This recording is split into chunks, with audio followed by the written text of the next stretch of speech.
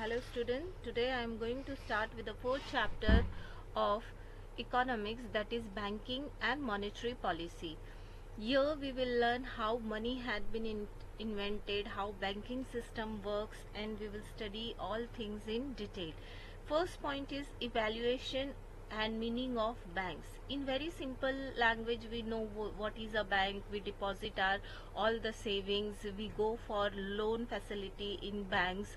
So here evaluation of money, the Bank of Barcelona, set up in Spain in 1401, is known to be the first real bank established in the world. So this is your one liner, which is the first bank of the world.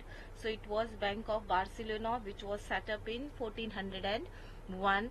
And now the meaning of banking. A bank is that institution which provides services to the people of banking. And so which are the things or services that are being provided? First thing, to collect money from people, right? We deposit our money, we go and deposit the money in bank, and so it is said that to collect people's saving, then pay interest in return. Whatever our fixed deposits are there, on that we get the returns, that is called interest. And so these are the two main functions of banking for which we go to the banks. Now classification of banks, there are two different kinds of bank.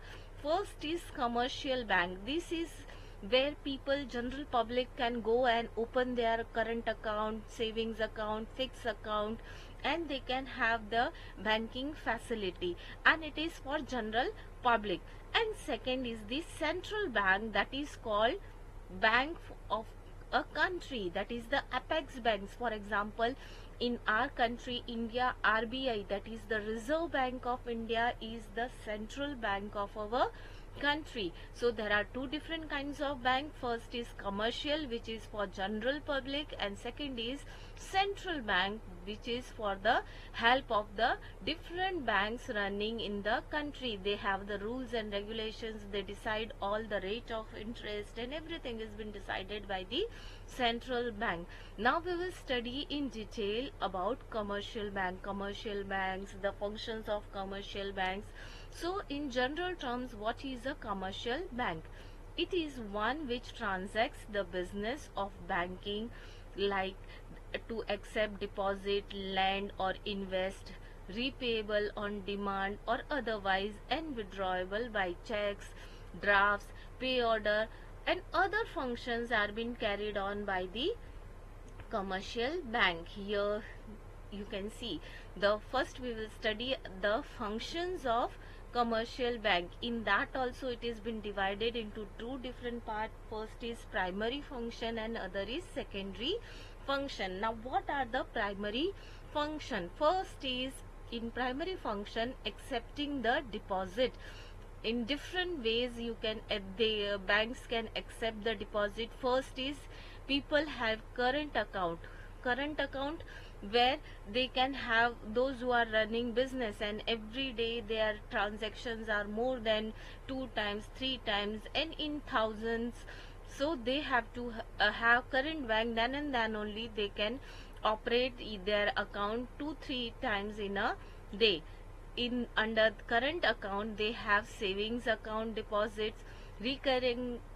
And second is savings account. In savings account they can have recurring means here very nominal amount is being deposited every month, and their withdrawal, there is a limit of withdrawal. They cannot withdraw more than 5,000 in a day, and if they are using ATM, then also only 20,000 can be withdrawn. Then they can have recurring. In recurring account, that is recurring deposits, every month before the 10th of every month they have to deposit a fixed amount, whatever they are savings. For example 500 they can have, 1000 rupees they can have. So that much fixed amount every month before 10th of every month they have to deposit, and that is called recurring. It is also one kind of savings account.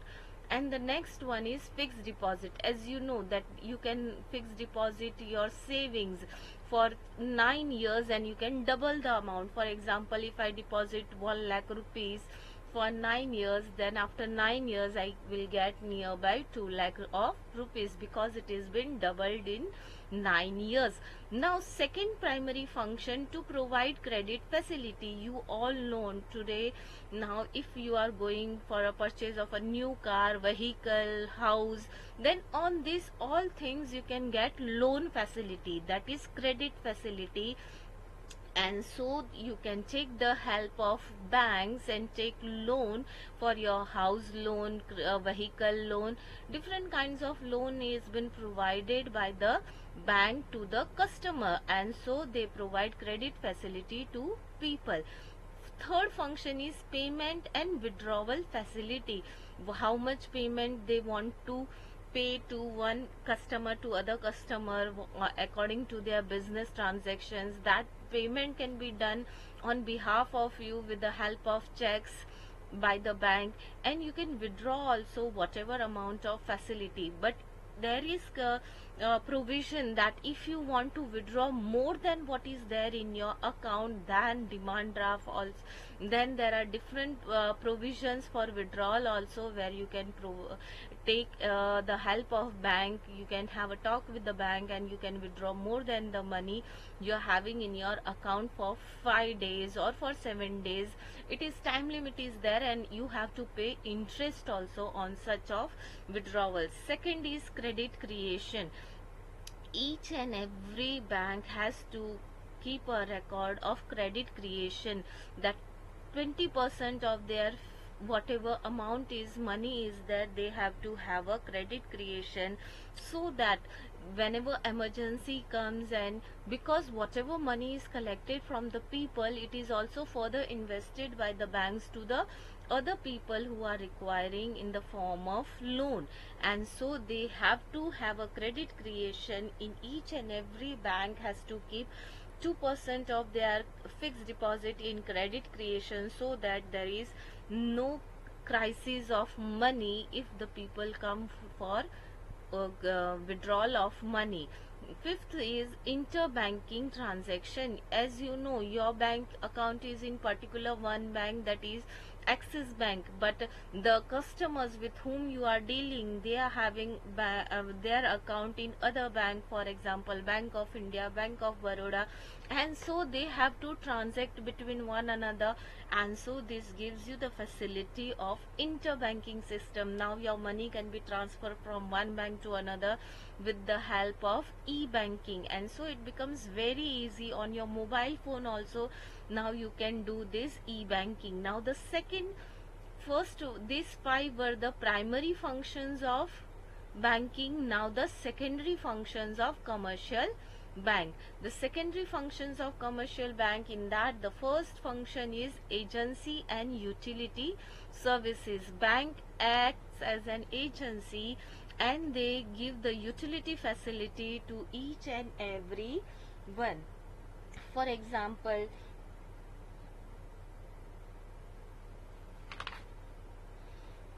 a bank provides various utilities and agent bank facility to its customer. For example, a bank can act as an mediating agent by providing a letter of credit. In business, you require letter of credit, and this kind of letter of credit, no one else but a commercial bank will act and help you out, where he will give the letter to the businessman with whom you are going to start up the business, that his money flow is very good and he will pay you all the amount. So this letter of credit has been given by the bank to the customers or to the businessman with whom you are going to start the business, and it is very important in business world.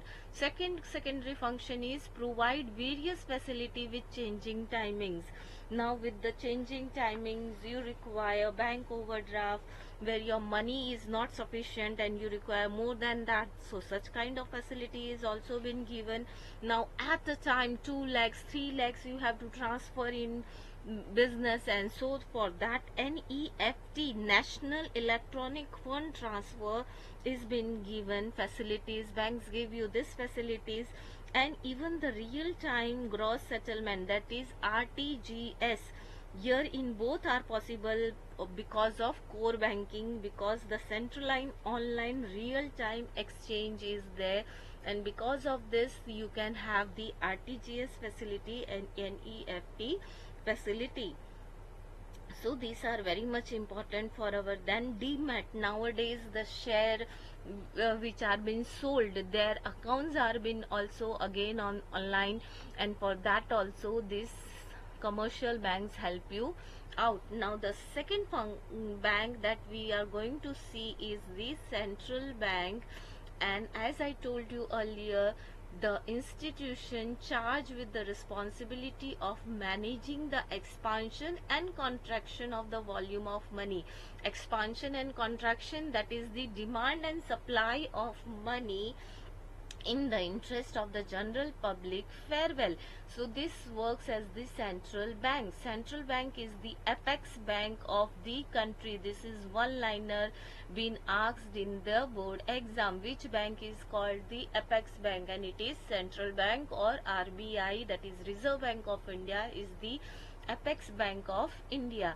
RBI is the Central Bank of India. It was established on April 1st 1935, and it was nationalized on January 1949, that is after independence. In 1947 we got independence. After independence, after 2 years of independence, on 1st Jan 1949 the RBI was nationalized. Now what are the different functions of RBI?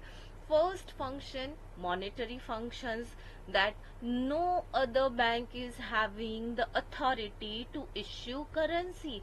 Only RBI, or the apex bank, or the central bank of any country, is having the authority to issue currency. Whatever currency notes are there, they are being issued by the Reserve Bank of India. Only 1 rupee currency is being issued by the Governor of India. Otherwise all the currencies are being issued by Reserve Bank of India.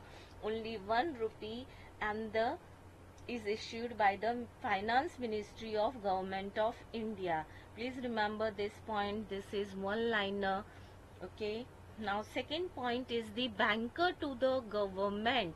Wherever right now the time is going off corona, and so each and every department is in you can say scarcity of money, and so you may have heard that central government has provided this much finance to the different states of the country. This much has been provided to different departments of the country.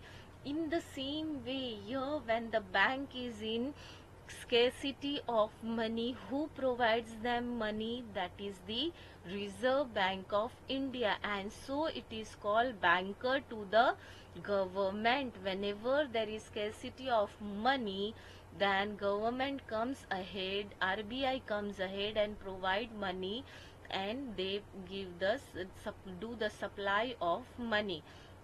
Now the third point is bankers bank. Bankers, when bank, all the commercial banks need money, here RBI comes ahead and provide them money, and it is not free of cost. Again, according to the days and number of days, they are being charged interest by the bank. For example, if SBI takes money from Reserve Bank of India, then for how much duration they have taken the money, they have to pay interest to the Reserve Bank of India. And lender to the last resort, RBI is the last resort from where they can borrow the money, and so it is bankers bank and lender of last resort, because no other can provide them money if they are in need of money. Any bank is in need of money, they can go to RBI, because in RBI general public is not having their accounts, but the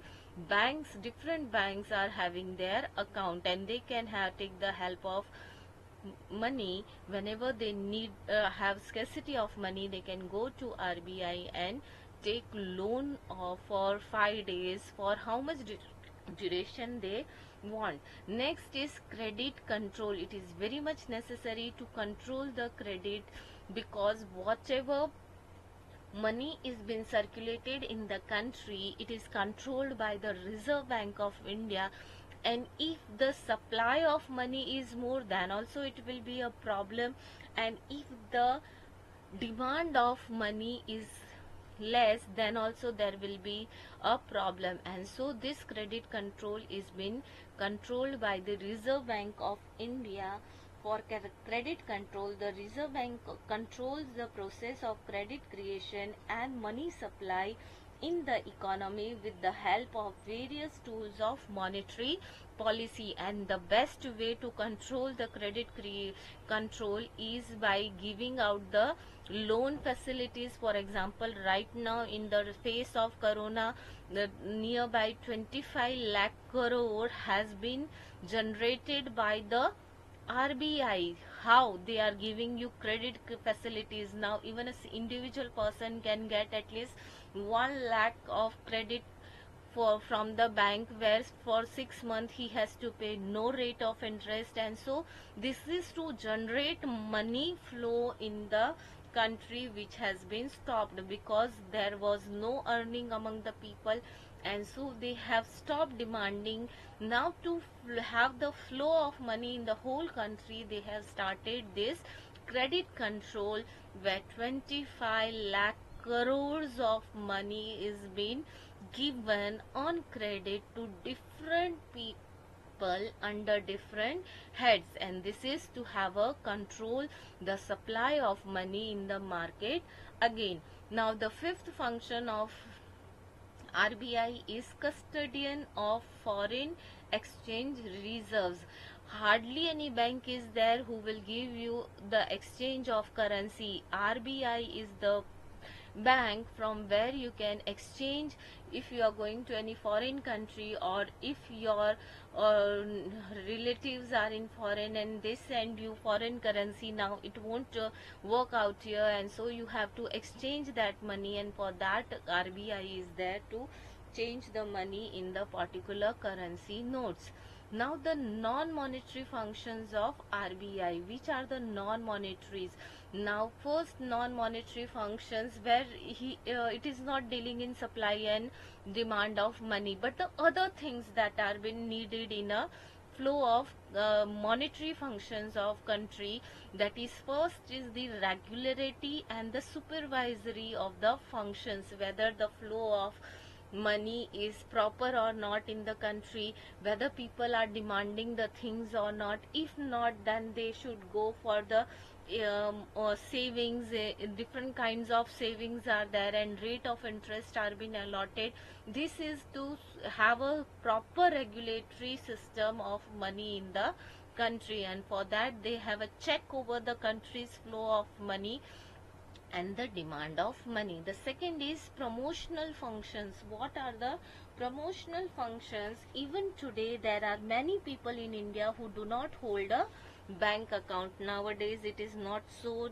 Each and every bank has, even poor people. For poor people, Narendra Modi started Jan Dhan Yojana, where they were been allotted 1,000 rupees to 5,000 rupees in a account, and so mostly everyone is having the account in the banks. They depend on unorganized money market. What is unorganized? To go and take the help of shahukars from the villages, with who charge them very high rate of interest. And so to stop these things, manipulations, they have started that each and everyone should have a bank account. Hence RBI tries to create banking awareness among people, encourage branch expansion in rural areas, and promote setting up of cooperative banks in the interest of the people, so that they can go, farmers can go and purchase the seeds, take the help.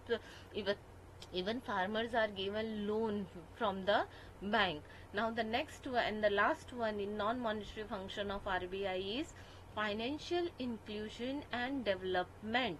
How the financial inclusion and development takes place?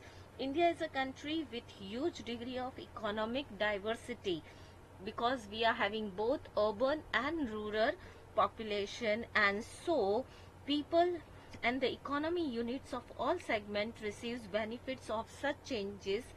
RBI continuously makes efforts in banking sphere.